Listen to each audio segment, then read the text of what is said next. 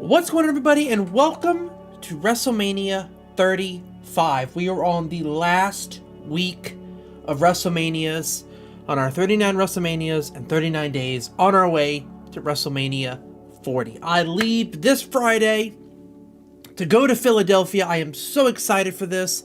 And on top of that, this WrestleMania is the final one-night WrestleMania. Starting, obviously, tomorrow, we will be reviewing WrestleMania 36, which not only is it the first two-night event, but it's also the first pandemic WrestleMania, or not the first pandemic, but the pandemic WrestleMania, so I'm super excited to talk about that. But that's for tomorrow. Today, let's get into this rather bloated 5.5-hour WrestleMania.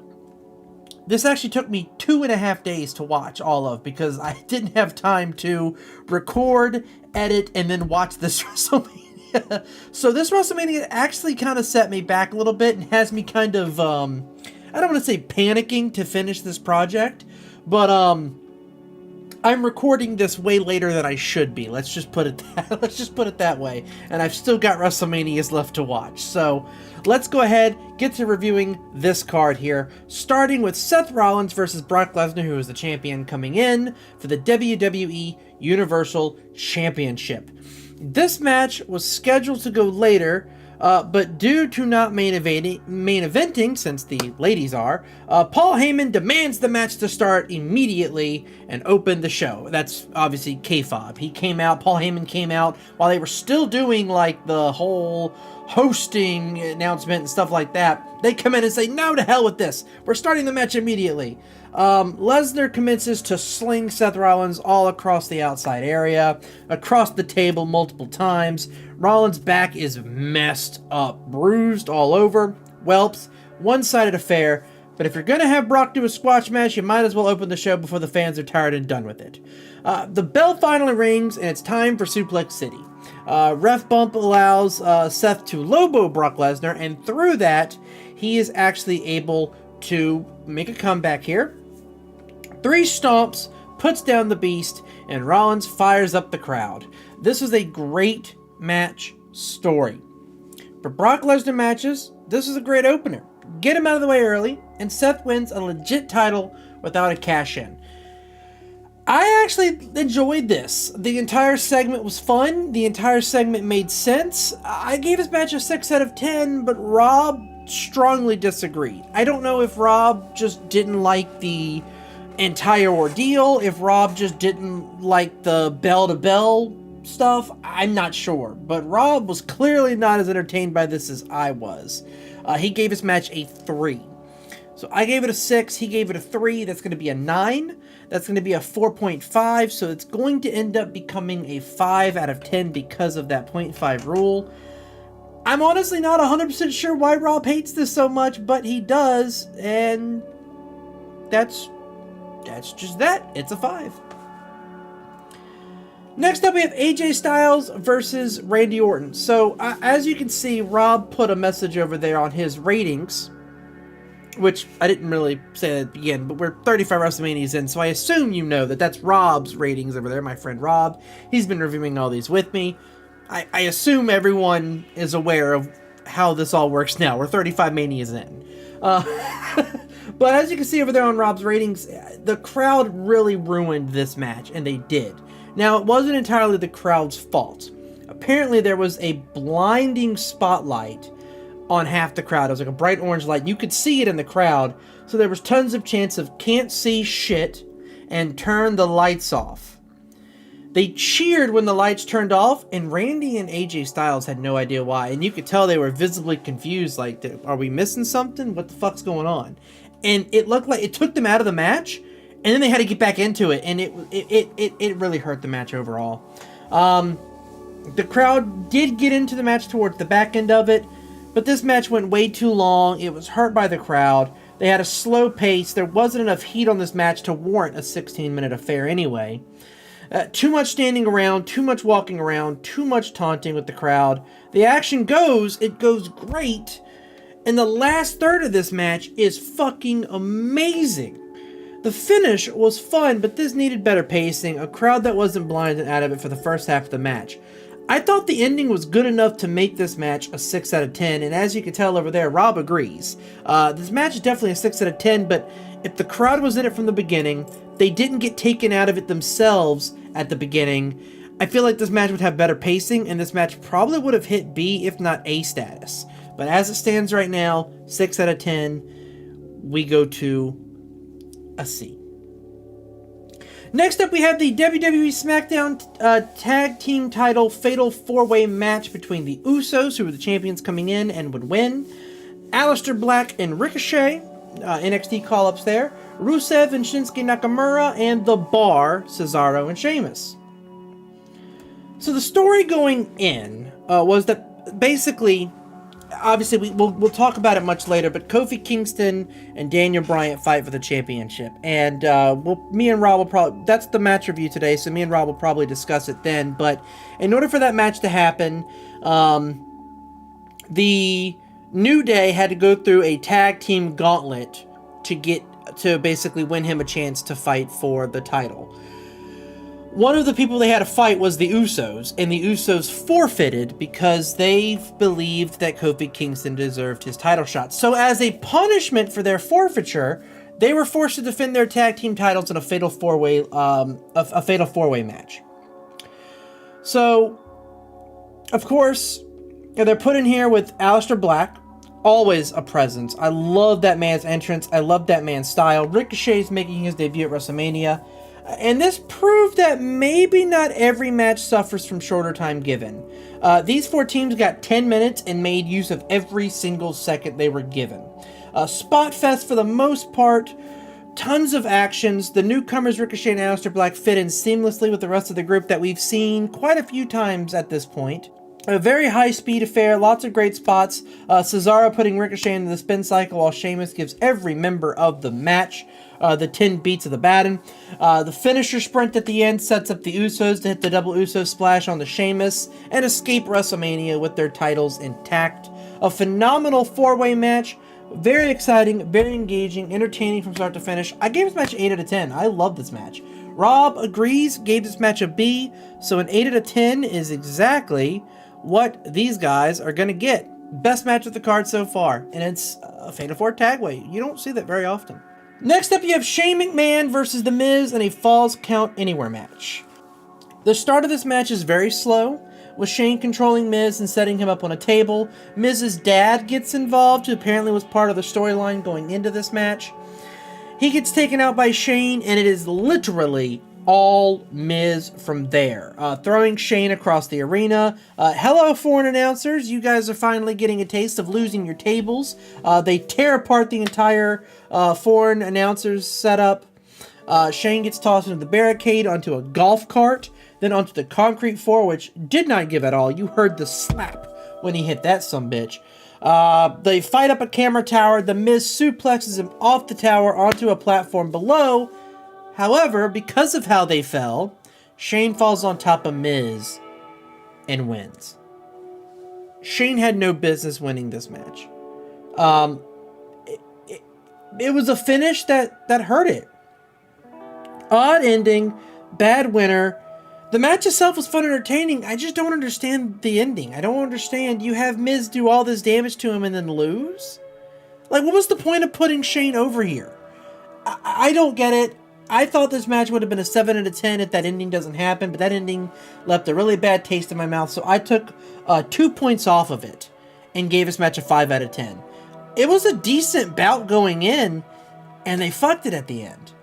Rob didn't think it got screwed but so much. He gave this match a 6 out of 10. Of course, the 0.5 rule is going to end up getting it bumped up there, so 6 out of 10 is where it's going to go. But again, another match that could have been better if things went a little bit differently, especially towards the end there. Next up, we have the Women's Tag Team Fatal 4-Way between the Iconics, Billie Kay and Peyton Royce, who would go on to win. Beating Beth Phoenix and Natalya, Nia Jax and Tamina, and the Boss and Hug Connection, which was Bayley and Sasha Banks, who were the champions coming in. Beth Phoenix, Natalya, definitely showed they still had it, especially Beth Phoenix. The Iconics, a comedy bout. weren't really great in the ring. Boss and Hug, you knew what they were going to do when they were here. Then you have Nia Jax and Tamina, which were just kind of here for the power display, and that was basically the entire dynamic that these 4 women had. A relatively disappointing match overall. There's definitely moments of positives here. Like I said, Bayley and Sasha look good. Beth still has it. Tamina and Nia look dangerous, but the action never really developed into anything super fun and interesting. The Iconics steal the moment. Beth hits a beautiful glam slam from the top rope on the Sasha Banks off the top turnbuckle. The Iconics throw her out and they pin her, and they basically steal the titles from everyone, really. They didn't do much in this match. They ended up winning it. Apparently that was a pretty big moment for the fans at the time. Of course, I wasn't watching at this time, so I didn't really know who they were. So to me, this looks like a dumb finish. The fans apparently thought differently, but I hated this finish. I didn't understand why you let the 2 worst workers in the match walk off with the titles, but hey, whatever. I gave this match a 4 out of 10. Wasn't impressed by it. Rob gave this match a 5 out of 10, so again, Rob has been a little bit more favorable for a couple of these matches here. So this is going to end up getting bumped up to a 5 out of 10 because of, again, that 0.5 rule. So far, so good. This card is starting to shape up to be pretty decent, which I didn't think was going to be the case when I first saw it. Next up, we have Kofi Kingston versus Daniel Bryan, who is the champion coming in for the WWE title. An iconic match. And you know how we play iconic matches here. We get with Rob, and we discuss them in today's match review. Welcome, everyone, to the match review here for WrestleMania 35. I am here with a rather sleepy Tito that I woke up to do this. As I said at the beginning of this review, we're pushing for time because of how long these WrestleManias have become. But we are here for Kofi Kingston versus Daniel Bryan for the WWE Championship match, championship title rather. As you can see, we got the wonderful scene here with the New Day carrying a victorious Kofi Kingston. My notes for this: this was the best predictable match ever.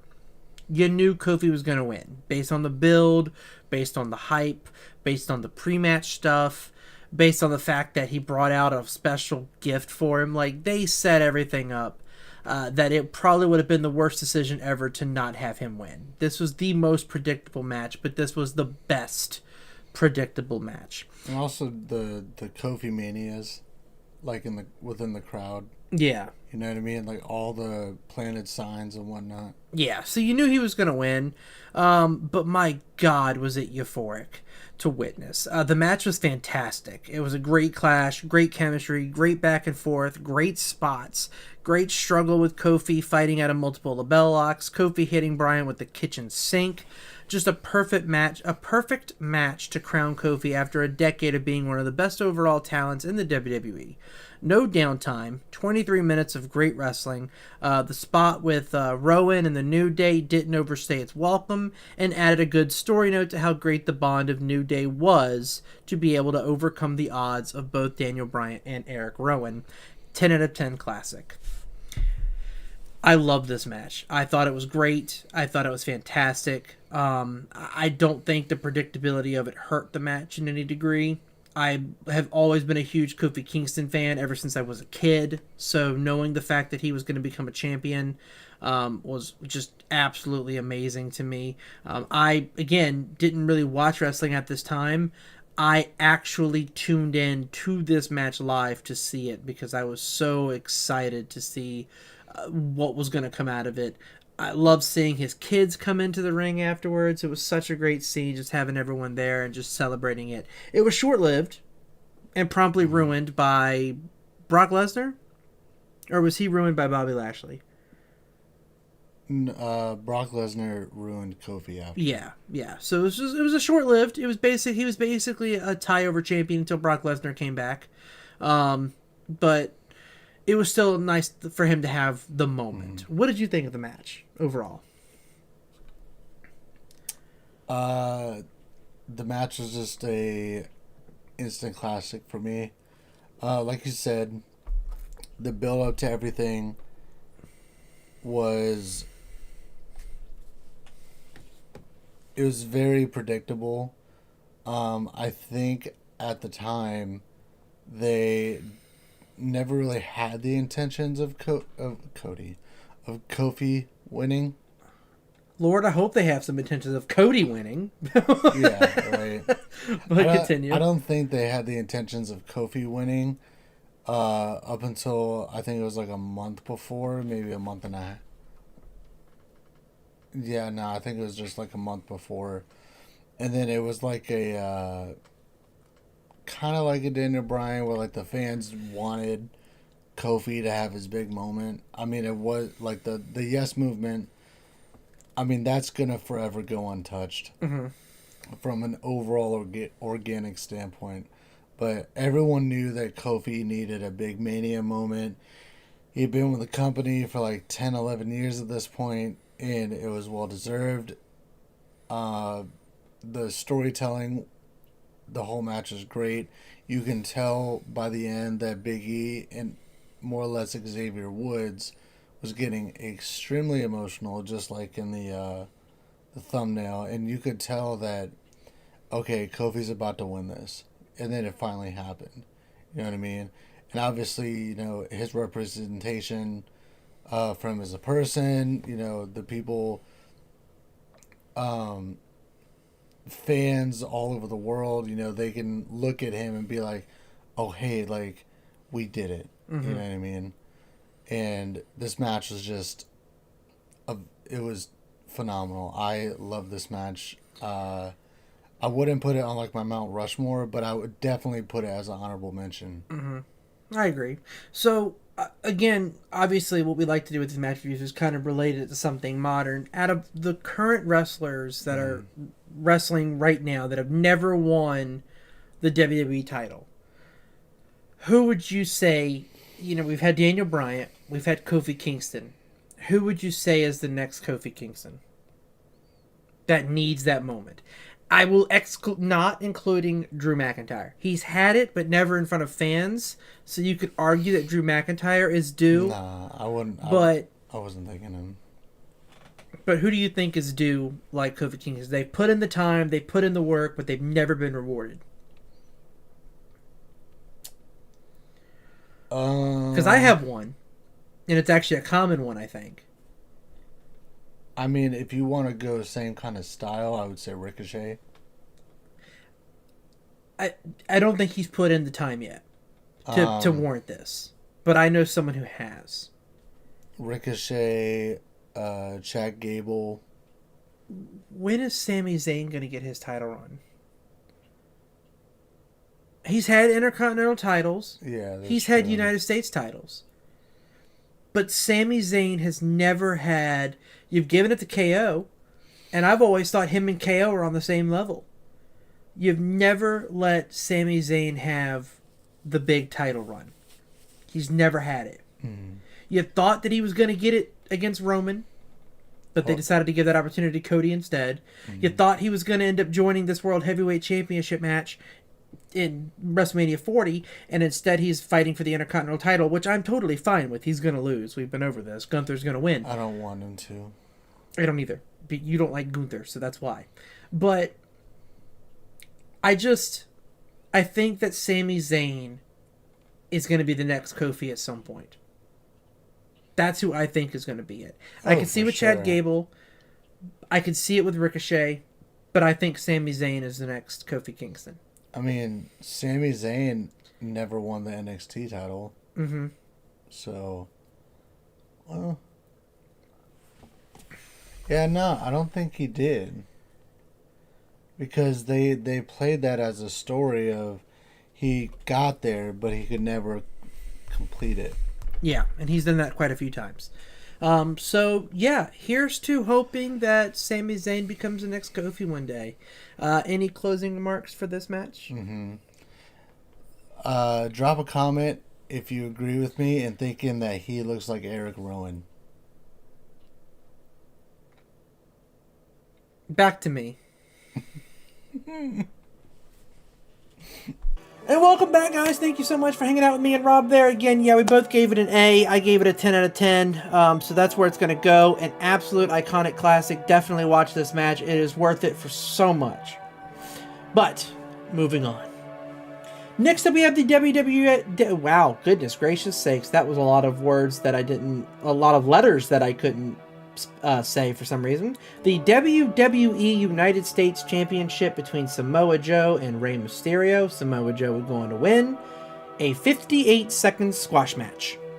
It looked like it was going to be Rey squashing Joe at first, the way he came out the gates, but we knew that wouldn't happen. I believe, from what I was reading on my research, because again, I do kind of research the matches as I go, Rey was fighting an injury. So the squash match was a way to kind of give him a chance to recover and get surgery on it.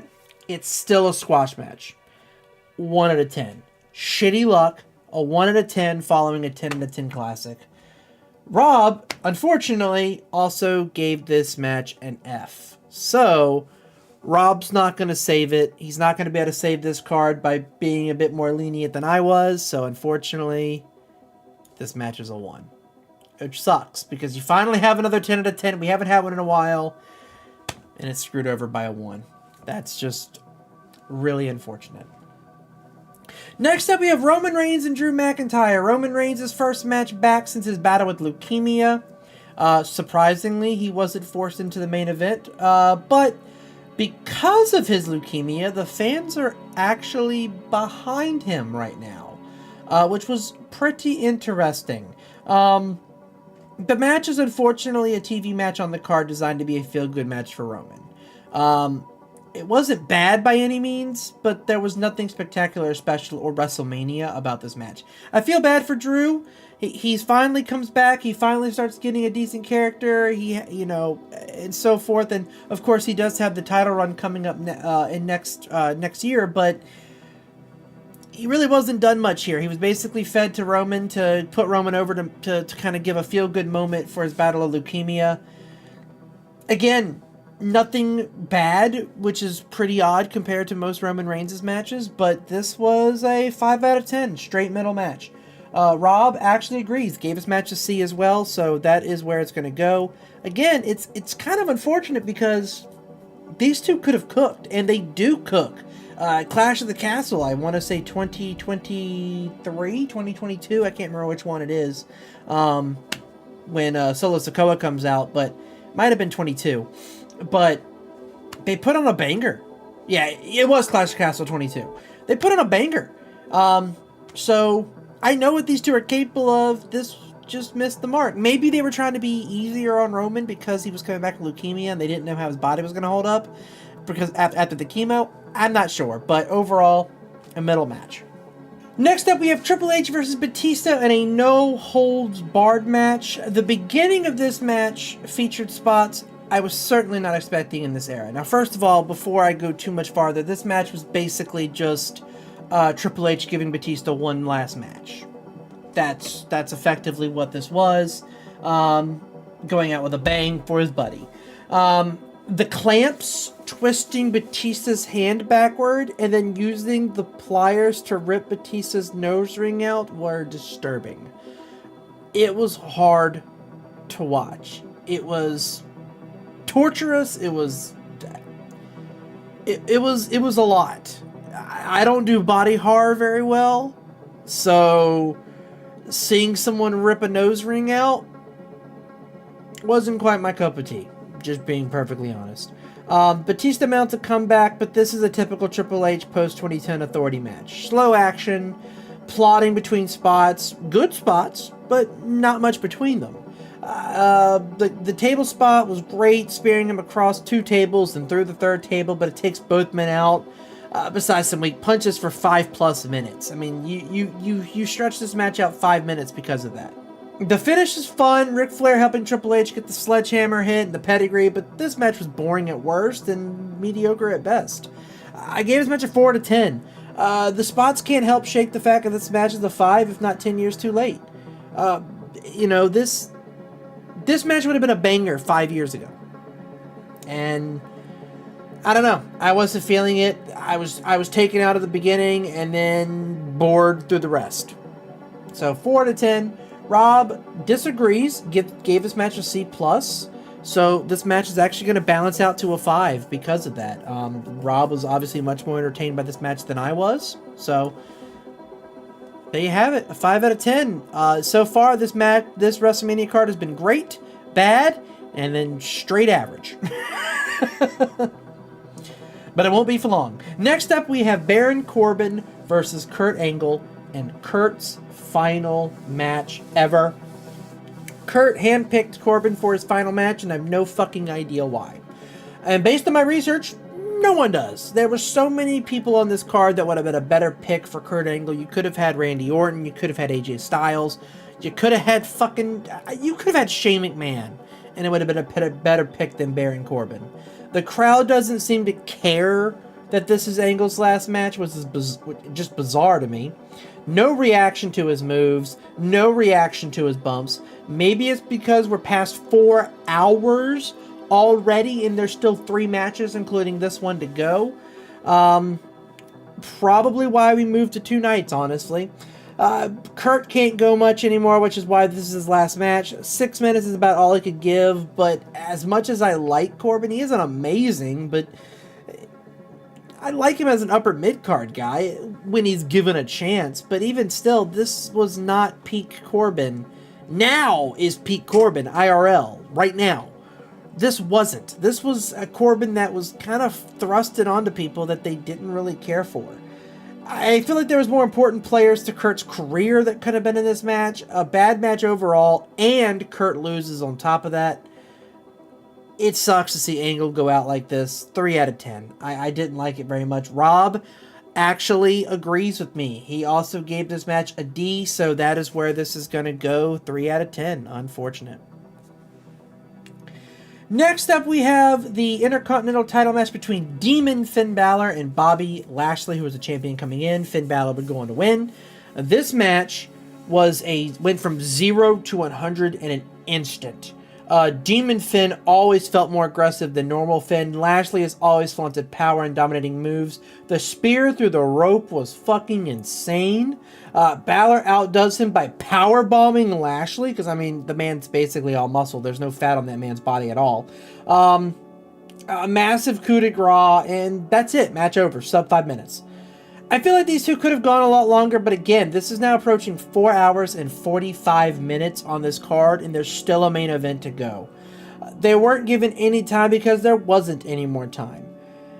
I thought this match was a solid 6, but it could have been a 7+ had they been given ample time.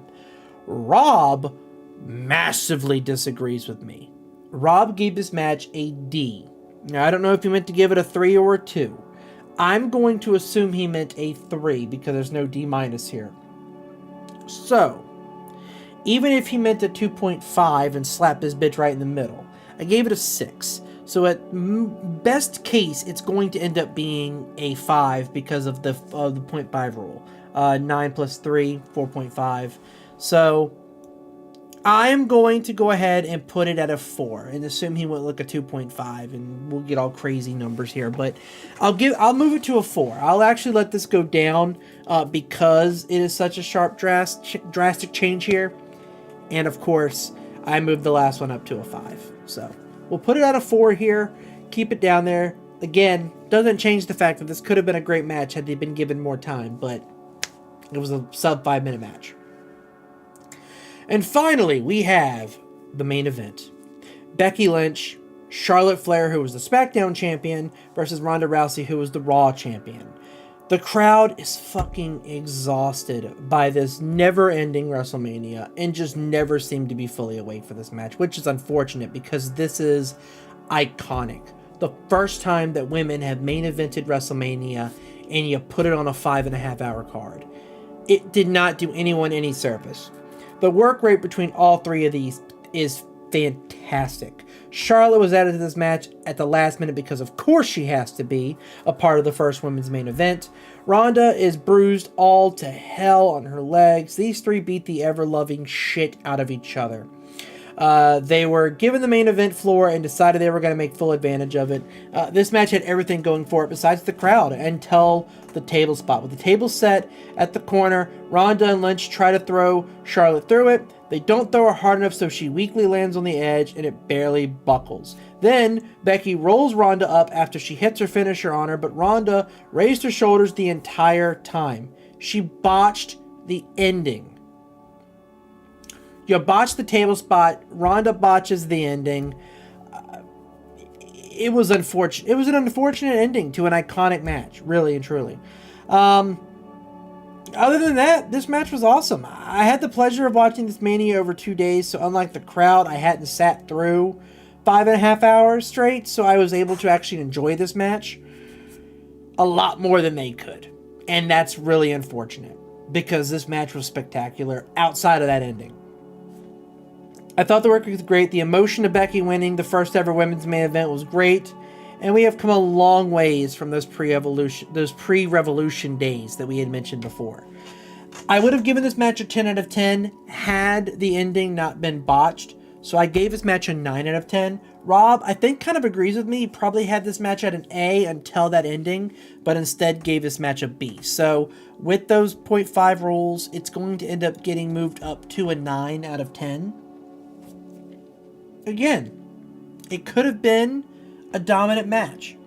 Could have been a great match. Could have been a 10 out of 10 all-time classic. You fucked the ending, and you put it on a 5.5 hour card so the crowd just couldn't get into it like they should have. Overall, let's now figure out what this WrestleMania averages out to. Overall, this WrestleMania is a 5.58. It's almost criminal that it's a 5.58. It really is. You have 3 bangers, 2 potential all-time classics, minus 1 botched ending, and a fucking squash match stinker, which again makes sense. Rey Mysterio needed to go out for surgery. I get it. It doesn't change the fact that it hurt this card. And then you got a bunch of average on top of that. Just straight average, literally. The majority of these matches were straight up average 5 out of 5s. It's unfortunate, but overall, this is the final single night event and the epitome as to why we had to go to 2 nights, because it just wasn't going to work out any other way. So, anyway, that is all I have time for tonight, guys. So, you have a fantastic day, a fantastic evening, fantastic night, whatever your time zone is. And I'll see you guys tomorrow with the first 2 night event. Peace.